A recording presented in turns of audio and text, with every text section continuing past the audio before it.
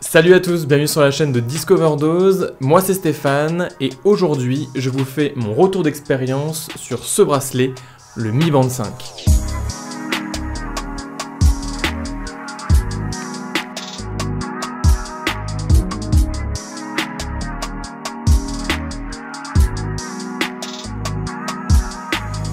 C'est en 2015 avec le Mi Band 1, donc de toute première génération, que j'ai commencé l'aventure des objets connectés que l'on porte au poignet.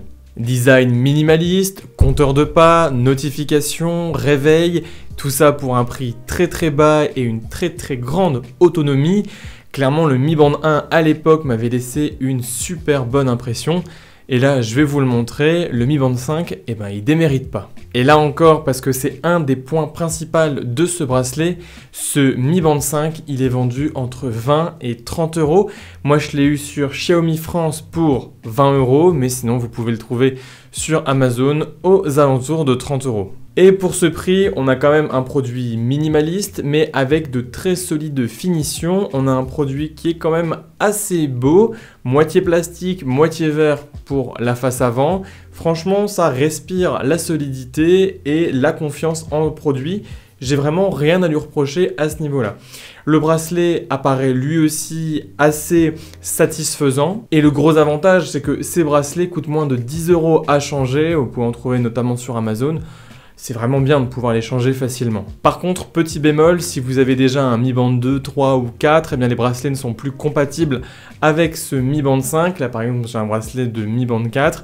Alors, ça va marcher, vous pouvez quand même mettre le bracelet, mais on sent quand même que c'est assez tendu et j'ai pas envie que l'élastique pète en pleine journée. Bref. Utiliser des bracelets pour le Mi Band 5, c'est un petit peu plus sécure quand même. Et d'ailleurs, en parlant de ce bracelet, même si je vous l'ai dit, au niveau finition, le silicone est assez correct. Moi, ce que j'aime pas trop, c'est ce système de fermeture avec un petit pin qu'on vient enfoncer dans un trou.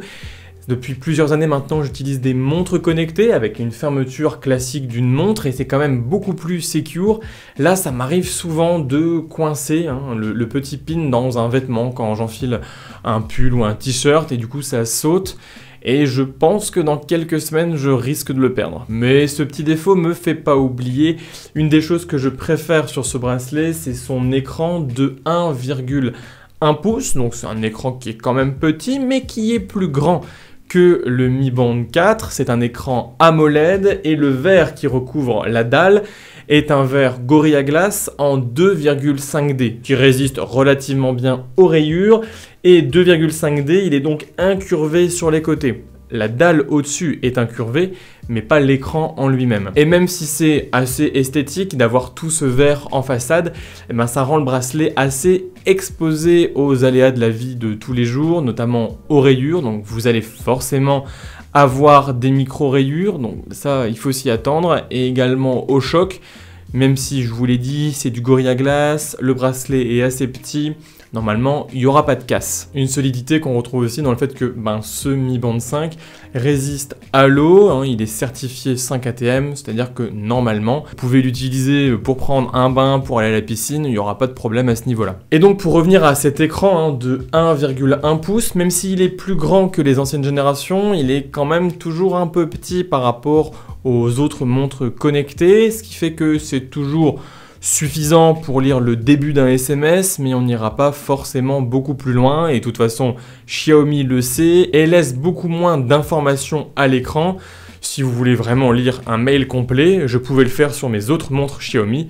Là, va falloir rallumer son téléphone. Et même si je trouve cet écran très juste au niveau des couleurs, et que le fait que ce soit un écran AMOLED est assez intéressant pour donner cette impression d'avoir un plus grand écran puisque les noirs sont extrêmement profonds et se fondent avec le noir de la bordure de l'écran. Ce que je pourrais quand même reprocher à cet écran, c'est la luminosité, puisque le bracelet ne dispose pas d'un capteur de luminosité, et donc on est obligé de rester cantonné au choix de la luminosité que l'on a fait avant. Et ça s'étalonne de 1 à 5, et globalement pour une utilisation courante, je vous conseille de rester entre 3 et 4, mais dans ces conditions-là, c'est pas extrêmement visible à l'extérieur et il faut pousser sur la luminosité 5, sauf que si vous vous mettez sur la luminosité 5, en pleine nuit, dans le lit, etc., c'est discothèque. Donc restez sur le 3-4, mais c'est vrai que sinon en plein jour c'est pas extrêmement visible. Niveau utilisation de ce bracelet, si vous avez déjà eu des montres Amazfit ou des bracelets Xiaomi, Amazfit, etc., vous n'allez pas vraiment être déboussolé avec ce bracelet. On retrouve la même organisation des menus, un swipe vers la gauche, et bien on a rapidement la météo, la musique, on accède également rapidement aux notifications, aux activités en quelques swipes.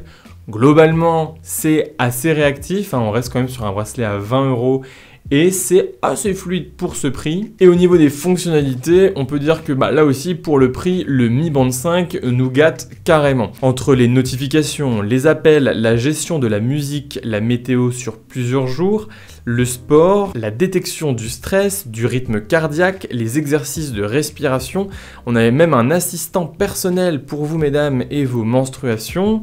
Bref, c'est très complet et surtout c'est fiable. Et autre fonctionnalité que j'adore au quotidien et qui a été repris des autres montres sorties il y a maintenant 1 an, notamment l'Amazfit GTS, c'est les widgets et la possibilité dès l'écran de lancement du bracelet de pouvoir cliquer sur une icône pour lancer une application. Moi j'utilise globalement un raccourci météo et un raccourci pour mes réveils. C'est très intéressant, ça évite d'aller chercher dans X sous-menu l'application qu'on a besoin. En 2 clics, c'est fait.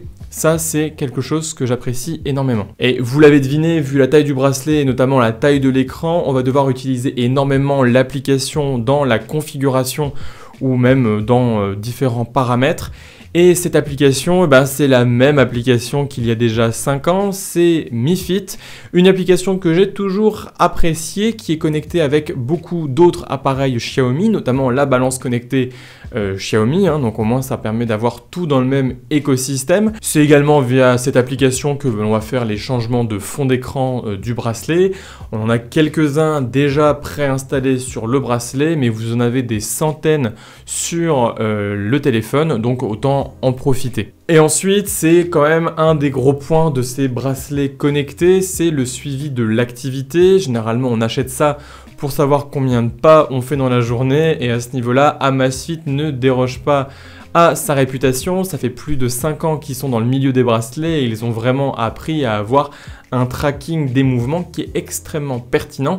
Et globalement, je retrouve le même tracking sur toutes mes montres qui correspond également au tracking Google Fit de mon téléphone.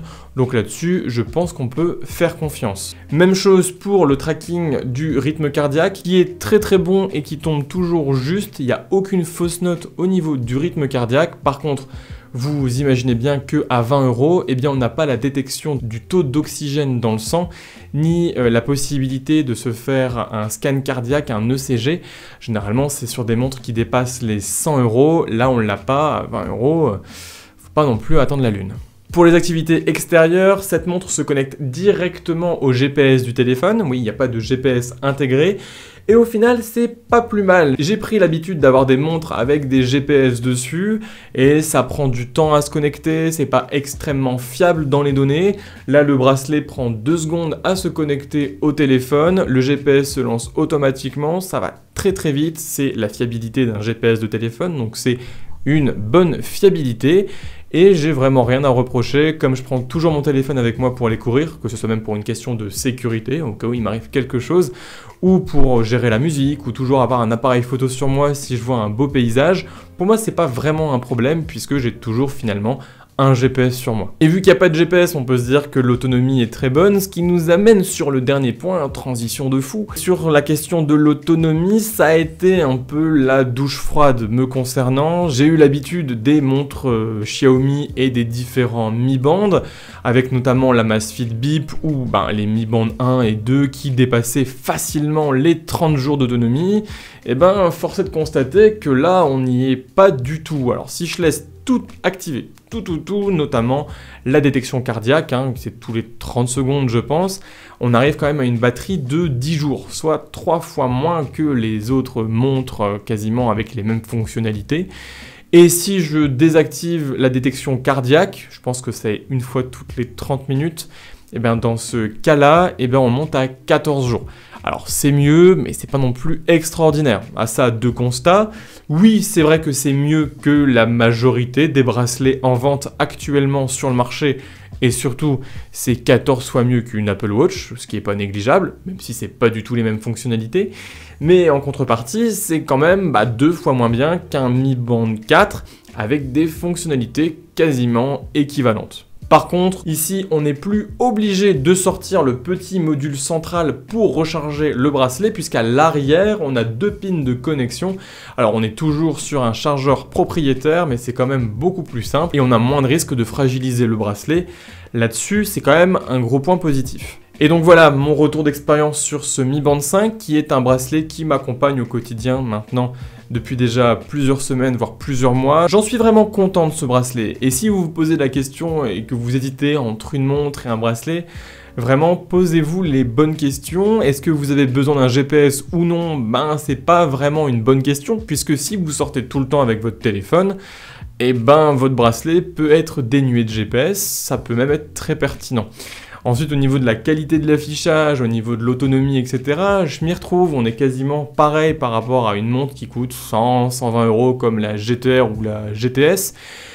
Faut voir vraiment votre usage. Par contre, là où je suis un petit peu plus dans le doute, c'est au niveau de la comparaison avec le Mi Band 4, puisqu'on est, et je viens de vous le dire, sur une autonomie x2 sur le Mi Band 4, avec des fonctionnalités quasiment équivalentes. Donc essayez de faire le bon choix, et je vous dis clairement que si vous arrivez à trouver un Mi Band 4 à moins de 15 €, cherchez pas plus loin, partez plutôt sur le Mi Band 4, le rapport qualité-prix sera un petit peu meilleur. Sinon, pour la taille de son écran supplémentaire, la facilité de la recharge, la possibilité de mettre des widgets, et pour vous, mesdames, le suivi des menstruations sous la forme d'un petit calendrier, c'est toujours utile, je pense. Ça peut être un bracelet totalement intéressant. Et donc, si la vidéo vous a plu, vous pouvez liker la vidéo. Et si c'est toujours pas fait, abonnez-vous à la chaîne pour ne pas rater mes prochaines vidéos. Et en attendant les prochaines vidéos, je vous laisse mettre en commentaire ce que vous avez pensé de cette review et surtout de ce bracelet. Et puis, qu'est-ce que vous pensez de ce bracelet par rapport au Mi Band 4 ?